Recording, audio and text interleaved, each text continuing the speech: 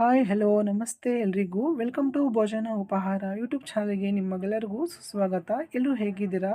So ನೋಡಿ, ತುಂಬಾ easy ಹಾಗೂ ತುಂಬಾ ಸಿಂಪಲ್ ಮೆಥಡಲ್ಲಿ ಮನೆಯಲ್ಲಿಯೇ ತಿಳಿ ಸಾರಿನ ಪುಡಿಯನ್ನು ಯಾವ ಥರ ಮಾಡಬೇಕು ಅಂತ ತೋರಿಸ್ಕೊಡ್ತಾ ಇದ್ದೀನಿ ನೋಡಿ. ಈ ಥರ ಮಾಡಿ ಇಟ್ಕೊಂಡು ನೀವು ಯಾವಾಗ ತಿಳಿಸಾರು ಮಾಡ್ತೀರೋ ಆ ಟೈಮಲ್ಲಿ ಒಂದೊಂದು ಸ್ಪೂನಷ್ಟು ಹಾಕಿ ಮಾಡಿ ತುಂಬಾ ಚೆನ್ನಾಗಿರುತ್ತೆ. ಅದಲ್ಲದೆ ಹೊರಗಡೆಯಿಂದ ತಂದುಬಿಟ್ಟು ಮಾಡಿದಾಗ ಪೌಡರ್ಗಳು ಅಷ್ಟು ಚೆನ್ನಾಗಿ ಟೇಸ್ಟ್ ಬರಲ್ಲ. ಇದು ಹೋಮ್ ಮೇಡ್ ಅಲ್ವಾ? ಸೊ ಇವಾಗ ರೆಸಿಪಿಯನ್ನು ಸ್ಟಾರ್ಟ್ ಮಾಡೋಣ ಬನ್ನಿ. ಅದಕ್ಕಿಂತ ಮುಂಚೆ ನೋಡಿ, ವಿಡಿಯೋನ ಯಾವುದೇ ಕಾರಣಕ್ಕೂ ಸ್ಕಿಪ್ ಮಾಡಿ ನೋಡಬೇಡಿ. ನಾನು ಯಾವ ಟೈಮಲ್ಲಿ ಯಾವ ಯಾವ ಸಾಮಗ್ರಿಗಳನ್ನು ಯೂಸ್ ಮಾಡ್ತೀನಿ ಅಂತ ನಿಮಗೆ ಕನ್ಫ್ಯೂಸ್ ಆಗುತ್ತೆ. ಸೊ ಅದಕ್ಕೆ ಎಂಡ್ವರೆಗೂ ನೋಡಿ.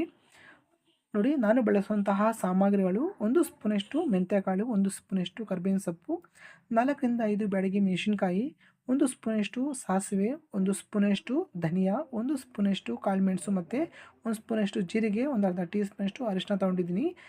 ಈ ಸ್ಪೂನಿಂದ ಎಲ್ಲವೂ ಒಂದು ಸ್ಪೂನಷ್ಟು ಹಾಕ್ಕೊಂಡಿದ್ದೀನಿ. ಇನ್ ಕೇಸ್ ನೋಡಿ ಕ್ವಾಂಟಿಟಿ ಜಾಸ್ತಿ ಬೇಕು ಅಂದಾಗ ನಾನು ತೋರಿಸುವಂತಹ ಸಾಮಗ್ರಿಗಳನ್ನು ಡಬಲ್ ಮಾಡಿಕೊಡಿ. ಸೊ ಇವಾಗ ಮೊದಲಿಗೆ ಸ್ಟವ್ನ ಆನ್ ಮಾಡಿಬಿಟ್ಟು ಹಂಚು ಅಥವಾ ಫ್ರೈ ಪ್ಯಾನ್ ಯಾವುದಾದ್ರೂ ಇಟ್ಕೊಂಡು ನಾನು ಫ್ರೈ ಪ್ಯಾನ್ ಇಟ್ಕೊತಾ ಇದ್ದೀನಿ. ಫ್ರೈ ಪ್ಯಾನ್ ಬಿಸಿ ಆದಮೇಲೆ ನೋಡಿ, ನಾನು ತೋರಿಸಿರುವಂತಹ ಎಲ್ಲ ಸಾಮಗ್ರಿಗಳನ್ನು ಒಟ್ಟಾರೆ ಹಾಕಬೇಕು ಅಂದರೆ ಒಟ್ಟಿಗೆ ಹಾಕ್ಕೊಳ್ಳಿ. ಇನ್ ಕೇಸ್ ನೀವು ಸಪ್ರೇಟಾಗಿ ಫ್ರೈ ಮಾಡ್ಕೊತೀನಿ ಅಂದರೂ ಮಾಡ್ಕೋಬಹುದು, ಏನೂ ಸಮಸ್ಯೆ ಇಲ್ಲ. ಸೊ ನೋಡಿ, ಹಾಕಿದ ಆದಮೇಲೆ ನೀವು 4 ರಿಂದ 5 ನಿಮಿಷಗಳ ಕಾಲ ಸಣ್ಣ ಉರಿಯಲ್ಲೇ ಕೆಂಪುಗೆ ಆಗೋವರೆಗೂ ಚೆನ್ನಾಗಿ ನೀವು ಫ್ರೈ ಮಾಡ್ಕೊಳ್ಳಿ. ನೀವು ಎಷ್ಟು ಚೆನ್ನಾಗಿ ಫ್ರೈ ಮಾಡ್ತೀರೋ ಅಷ್ಟು ಚೆನ್ನಾಗಿ ತುಂಬಾ ರುಚಿಯಾಗಿ ಬರುತ್ತೆ. ಜೊತೆಗೆ ನೋಡಿ, ಅದು ನೀವು ಫ್ರೈ ಮಾಡ್ತೀರಲ್ಲ ಆ ಟೈಮಲ್ಲಿ ಪರಿಮಳ ಅಂತೂ ತುಂಬಾ ಚೆನ್ನಾಗಿ ಬರುತ್ತೆ. ಅಲ್ಲಿವರೆಗೂ ನೀವು ಫ್ರೈ ಮಾಡ್ಕೋಬೇಕು.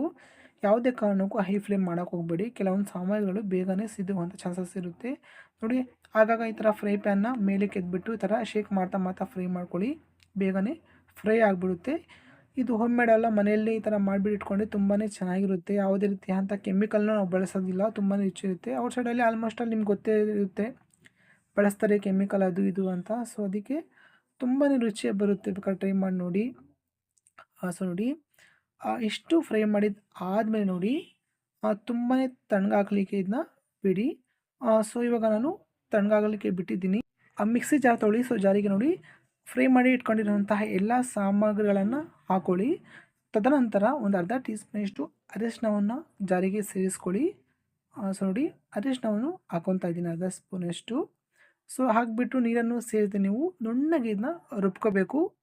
ಸೊ ನೋಡಿ, ಈ ಥರ ನುಣ್ಣಗೆ ನಾನು ರುಬ್ಕೊಂಡಿದ್ದೀನಿ. ತೋರಿಸ್ತೀನಿ ನೋಡಿ ಸ್ಪೂನಿಂದ ಬೇಕಾದರೆ. ಅಂದರೆ ಸಖತ್ ಸ್ಮೆಲ್ ಬರುತ್ತೆ ಈ ಥರ ಮನೆಯಲ್ಲಿ ಮಾಡಿದಾಗ. ಸೊ ನೋಡಿ, ಫೈನಲಾಗಿ ಇದು ತಿಳಿಸಾರಿನ ಪುಡಿ ರೆಡಿಯಾಗಿದೆ. ಸೊ ಇದನ್ನು ನೀವು ಒಂದು ಪ್ಲಾಸ್ಟಿಕ್ ಕಂಟೈನರ್ಗೆ ಹಾಕಿಬಿಟ್ಟು ಸ್ಟೋರ್ ಮಾಡ್ಕೊಳ್ಳಿ. ಭಾಳಷ್ಟು ದಿನಗಳ ಕಾಲ ಇದನ್ನ ಸ್ಟೋರ್ ಮಾಡಬಹುದು. ನಿಮಗೆ ಯಾವಾಗ ತಿಳಿಸಾರು ಮಾಡ್ಕೊತೀರಾ ಆ ಟೈಮಲ್ಲಿ ನೀವು ಮಾಡ್ಕೋಬಹುದು. ನೆಕ್ಸ್ಟ್ ವಿಡಿಯೋದಲ್ಲಿ ತೋರಿಸ್ತೀನಿ ಇದನ್ನು ಬಳಸಿಬಿಟ್ಟು ತಿಳಿಸಾರನ್ನ ಯಾವ ಥರ ಮಾಡಬೇಕು ಅಂತ. ನನ್ನ ಚಾನಲ್ಗೆ ಅಪ್ಡೇಟ್ ಆಗಿ ನಾನು ಈ ಥರ ಪ್ಲಾಸ್ಟಿಕ್ ಕಂಟೈನರ್ಗೆ ಹಾಕಿಬಿಟ್ಟು ಸ್ಟೋರ್ ಮಾಡ್ತಾಯಿದ್ದೀನಿ. ಸೊ ನೋಡಿ, ಈ ರೆಸಿಪಿ ನಿಮಗೆ ಇಷ್ಟ ಆದರೆ ದಯವಿಟ್ಟು ಲೈಕ್ ಮಾಡಿ, ಸಬ್ಸ್ಕ್ರೈಬ್ ಮಾಡ್ಕೊಳ್ಳಿ. ನನ್ನ ಚಾನಲ್ನ ಆಶೀರ್ವದಿಸಿ ಬೆಳೆಸಿ ಅಂತ ಕೇಳ್ಕೊತಾ ಈ ವಿಡಿಯೋನ ಇಲ್ಲಿಗೆ ಹೆಣ್ಣು ಮಾಡ್ತಾಯಿದ್ದೀನಿ. ಮತ್ತು ಒಂದು ಹೊಸ ರೆಸಿಪಿಯೊಂದಿಗೆ ಸಿಗ್ತೀನಿ. ಅಲ್ಲಿವರೆಗೂ ಎಂಜಾಯ್ ಮಾಡ್ತಾಯಿರಿ. ಬಾಯ್, ಶುಭವಾಗಲಿ.